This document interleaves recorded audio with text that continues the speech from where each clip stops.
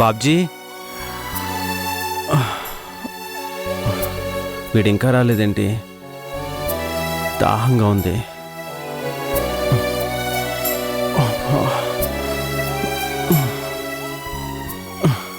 రే కృష్ణ, ఏంట్రా ఇది? బెడ్ నుంచి ఎందుకు దిగావు? దాహం వేసిందిరా. మా గొప్ప పని చేసావులే, ముందు కూర్చో.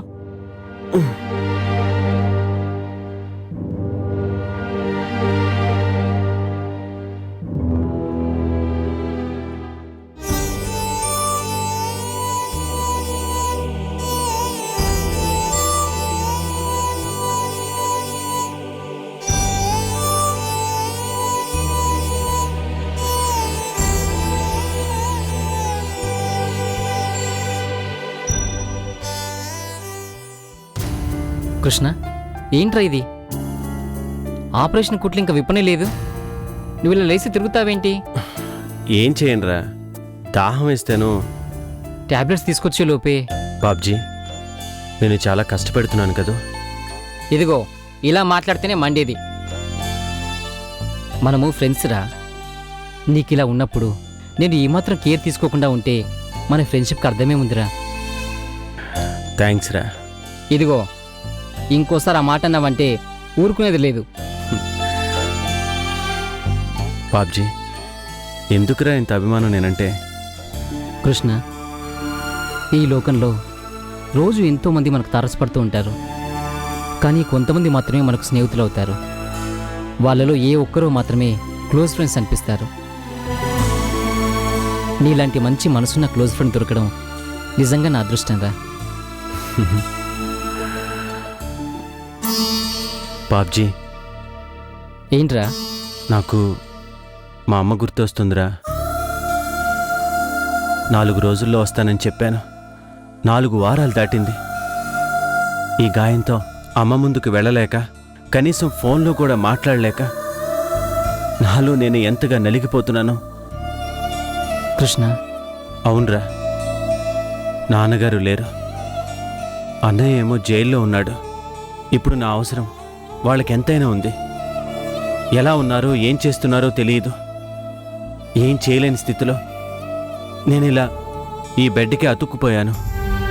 ఏం చేస్తాను చెప్పు? ఆ దుర్మార్గుడు, ఆ రాక్షసుడు, ఆ రుద్ర వలె నీకు గతి పట్టింది. ఇంకింతరా, ఇంకో 4 రోజులు ఓపిక పడితే కుట్లు విప్పేస్తారు. ఆ తర్వాత నువ్వు హైదరాబాద్ వెళ్ళిపోవచ్చు. లేదు బాబ్జీ, ఇప్పటికే మా అమ్మ బెంగ పెట్టుకొని ఉంటుంది. ఎక్కడున్నానో ఏమైపోయానోనని నా కోసం రోజు కన్నీళ్లు పెట్టుకుంటూ కుమిలిపోతూ ఉంటుంది. అయితే ఒకసారి మీ అమ్మగారితో ఫోన్లో మాట్లాడు. కానీ ఇన్నాళ్ళు ఎందుకు చేయలేదని అడిగితే, బిజినెస్ పని మీద వెళ్ళావని నేను చెప్పాను కదరా, ఇప్పుడు నువ్వు అదే మాట చెప్పు. అబద్ధాల మీద అబద్ధాలు చెప్పినట్టు అవుతుందిరా. తప్పదు కృష్ణ, ఒక్కోసారి మనసును బాధ పెట్టే నిజాన్ని చెప్పడం కన్నా అందమైన అబద్ధాలతో తప్పించుకోవడం మంచిదనిపిస్తుంది. సరే, ఇదిగో ఫోన్ చేసి మాట్లాడు.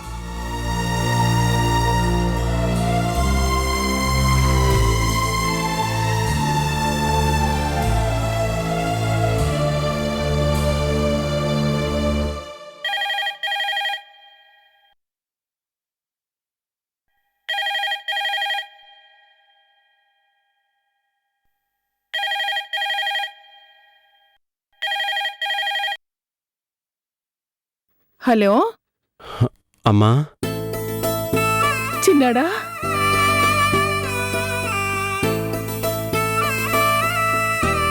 నువ్వేనా?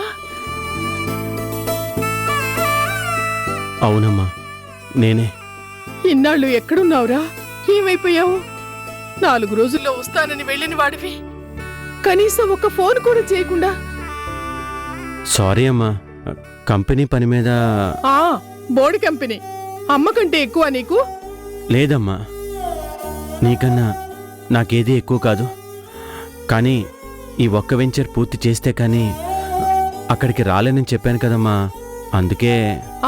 అందుకే ఫోన్ చేయడానికి కూడా తీరిక లేదు, అంతే కదూ? సారీ అమ్మా, మా మంచి అమ్మవు కదూ.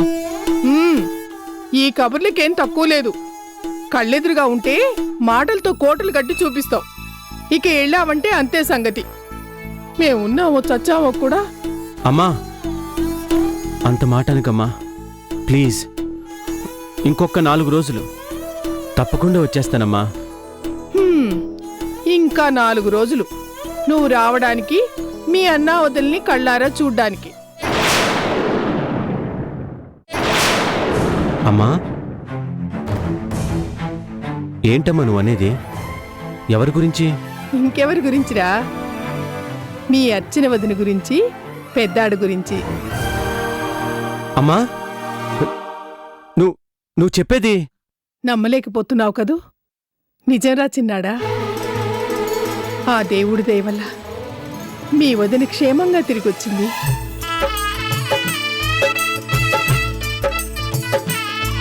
అన్యాయంగా అర్చన కేసులో ఇరుక్కున్న మీ అన్నయ్యను విడిపించింది. అమ్మా, వదిన బ్రతికే ఉందా?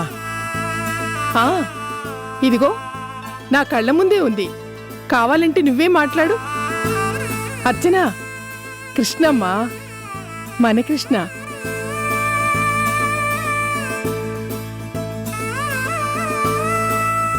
హలో కృష్ణ.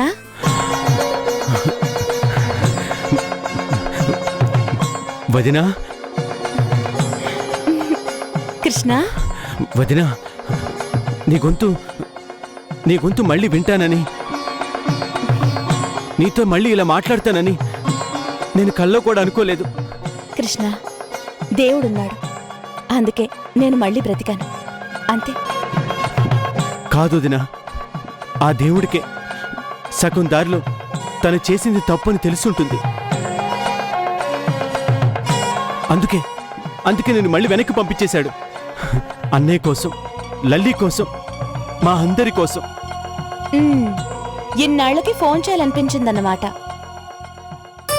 అత్తయ్య గారు రోజు నీ ఫోన్ కోసం ఎంతగా ఎదురు చూస్తున్నారో తెలుసా? కృష్ణ, ఇంట్లో అందరూ ఉన్నాం, నువ్వు తప్ప. ఎప్పుడయ్యా నువ్వు వచ్చేది?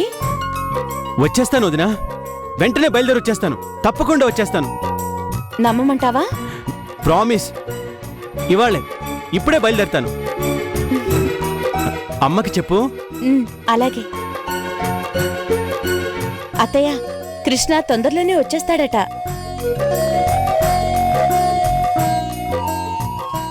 ఒరే బాబ్జీ, మా వదిన బ్రతికే ఉందంట్రా. వెంటనే హైదరాబాద్ వెళ్ళాలి. రాజీ, మెల్లిగా. ఓకే. ఈ లోకంలోనే లేదు అనుకున్న మీ వదిన తిరిగి రావడం నిజంగా అద్భుతమే. నీ రాక కోసం ఎదురు చూసిన వాళ్ళందరినీ కళ్ళారా చూసుకోవాలని నీకు అనిపించడము న్యాయమే. కానీ కట్లు విప్పేదాకా నువ్వెక్కడికి వెళ్ళకూడదురా. బాబ్జీ. అవును కృష్ణ, డాక్టర్ గారు ఏం చెప్పారో మర్చిపోయావా? ఒరే బాబ్జీ, నీకెలా చెప్పాలో నాకు అర్థం కావట్లేదురా.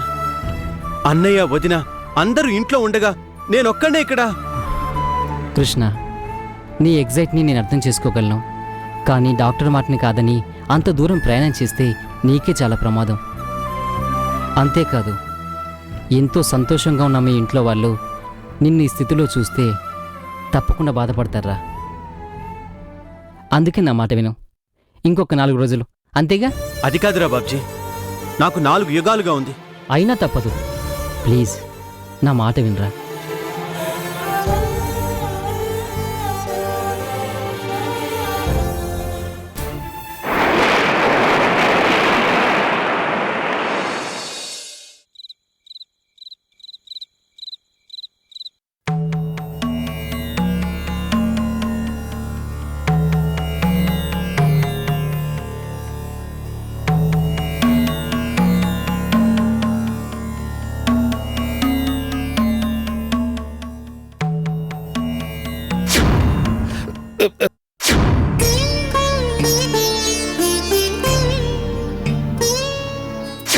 తీసుకా నడు. ఏంటి సోపు బ్రష్ ఇక్కడికే తెచ్చివ్వాలా? నడు.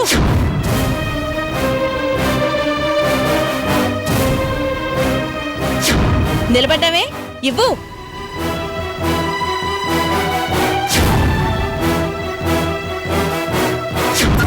అది అసలే మొండిది. మళ్ళీ నిన్నేమన్నా చేస్తే అమ్మా ఇప్పుడది కుక్కిన పేను. అది నన్నేం చేయదు, నేనే చేస్తాను దాన్ని ఓ మనిషిగా.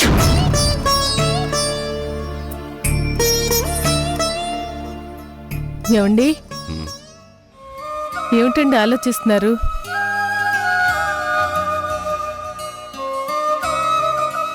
సౌందర్య గురించేనా? ఏమండి, మిమ్మల్ని ఒక మాట అడగనా? సౌందర్య మనబిడ్డే అని తెలిసి ఇన్నేళ్లు ఎలా భరించారండి? ఈ నిజాన్ని మీ గుండెల్లోనే దాచుకుని కన్న బిడ్డే మీ గుండెల్ని తూట్లు తూట్లుగా పొడుస్తూ అవమానిస్తున్నా తట్టుకుని మీలో మీరే ఒంటరిగా ఎలా భరించారండి? చెప్పండి. ఏ క్షణంలో తల్లి పొత్తిళ్లలో ఉన్న బిడ్డని తీసుకెళ్ళి మరో తల్లి ప్రాణాల్ని కాపాడడం కోసం హర్షకిచ్చేశాను, ఆ క్షణమే అది నా బిడ్డన్న సంగతి మర్చిపోయాను. మనకి పుట్టింది అర్చన మాత్రమే అని గుండెను రాయి చేసుకున్నాను. బహుశా అందుకేనేమో సౌందర్య నన్ను అనరాని మాటలన్నా, కావాలని కక్షగట్టి నన్ను అవమానించిన బండబారిన ఈ గుండె తట్టుకోగలిగింది. పోన్లే, గారాబంగా పెరిగిన ఎవరి బిడ్డో తప్పు చేస్తోంది, ఏనాటికైనా తన తప్పు తెలుసుకుంటుంది అని సరిపెట్టుకున్నాను. అంతే రాధా, అంతే. మీరు మగవాళ్ళు కాబట్టి అంతే అని సరిపెట్టుకోగలిగారు. కానీ నేను ఆడదాన్నండి, నవమాసాలు మోసి దానికి జన్మనిచ్చిన కన్న తల్లినండి. మీ అంత సహనం ఓర్పు నాకు లేవు.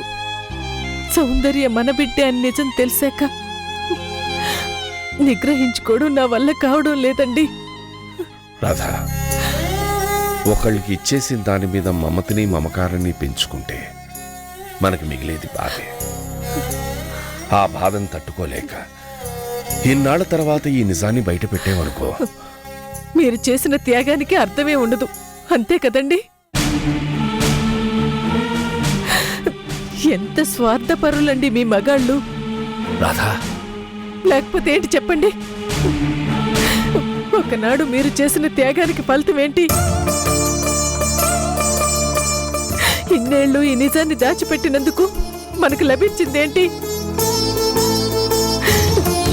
కలతలు, కన్నీళ్లు, అవమానాలు, చీత్కారాలు. అంతే, అంతేగా? రాధా, నేను చేసింది తప్ప ఒప్ప అని ఇప్పుడు మాట్లాడుకునే ప్రయోజనం లేదు. ఆనాటి పరిస్థితిలో అలా చేయడమే ఒప్పనిపించింది, చేశాను. ఇప్పుడు ఏది మన చేతిలో లేదు రాధా. కళ్ళెదురుగా ఉన్న బిడ్డను లేదు నాది కాదు అనుకోవడం నా వల్ల కాదండి. ఏనాటికైనా సౌందర్య చేత అమ్మా అని పిలిపించుకోవాలన్న ఆశని చంపుకోలేనండి. రాధా, ఇంత చెప్పే కూడా నువ్వు ఎంత చెబితే మాత్రం సౌందర్య మన బిడ్డ కాకుండా పోతుందా? దాని ఒంట్లో ప్రవహిస్తుంది నా రక్తం కాదంటారా? చెప్పండి.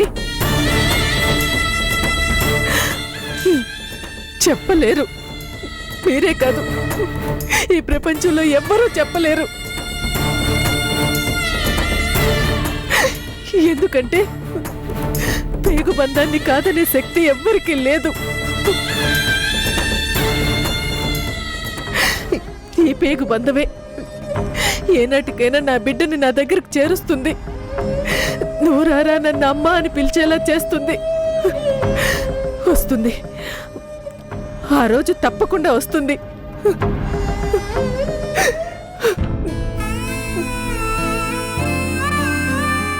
రాధా, అనుక్షణం మనల్ని ద్వేషించే మన బిడ్డ మనల్ని ప్రేమించాలనుకోవడం ఒక పిచ్చి ఆశ.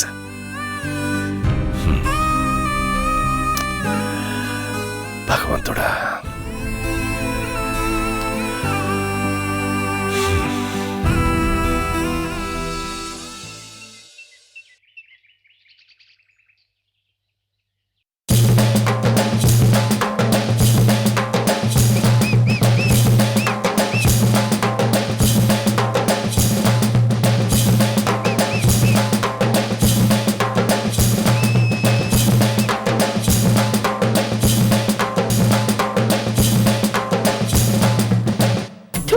బతుకు. ఆ గజని మహమ్మద్ అయినా నయం. 15 సార్లు ఓడిపోయినా 18వ సారైనా గెలిచాడు. నా కర్మ. ఛీ! నాకు మాత్రం గెలుపు జన్మకి రాదు. రాకపోగా నా శత్రువు చీరలు ఉతకాల్సిన గతి పట్టింది. కర్మ కర్మ.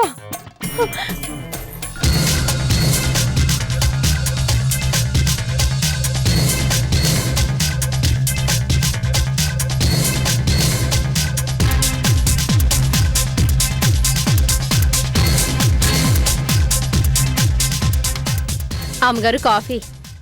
నా నెత్తిరిపోయివే. అయ్యో అదేమాట అమ్మగారు. లేకపోతే ఏంటి ఏంటి రోజు నాకు ఈ హింస ఏంటి? ఇంకా ఎన్నాళ్ళే? ఏం చేస్తామమ్మా, ఎన్ని ప్లాన్లు వేసినా ఆ అర్చనమ్మని బ్యాడ్ చేయలేకపోతున్నాం. చెయ్యలేకపోతున్నామని ఏడవడానికా మమ్మీ నిన్ను ఇక్కడికి పంపించింది?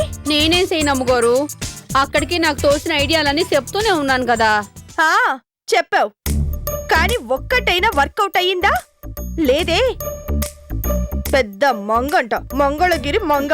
అమ్మగారు నన్నేం చేయమంటారు? చూస్తూ కూడా ఏం చేయమంటావని అడుగుతావేంటే?